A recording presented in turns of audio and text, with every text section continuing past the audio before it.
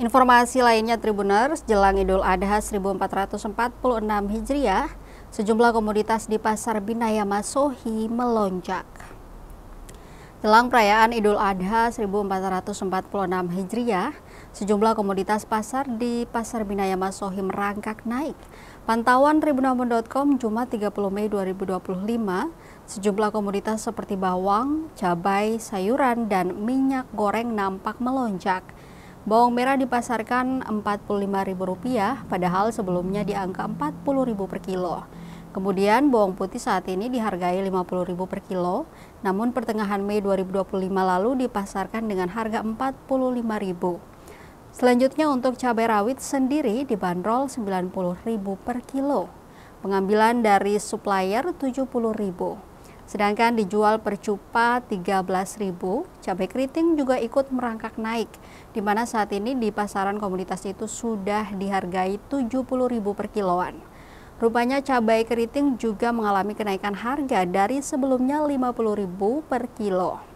Sayur-sayuran juga cukup mahal, di antaranya buncis dipasarkan Rp30.000 per kilo, wortel Rp30.000 per kilo, dan kentang Rp30.000 per kilonya. Sayuran jenis kangkung masih Rp5.000 per ikat, namun sayur sawi masih mahal Rp10.000 per ikat besar. Mama Ratna, 35 tahun, salah satu penjual di Pasar Binaya Masohi mengaku harga cabai memang lagi mahal karena stok yang masuk juga sedikit. Ia mengatakan ketika kapal Banda masuk maka harganya cenderung naik lantaran barang dikirim ke Banda oleh petani.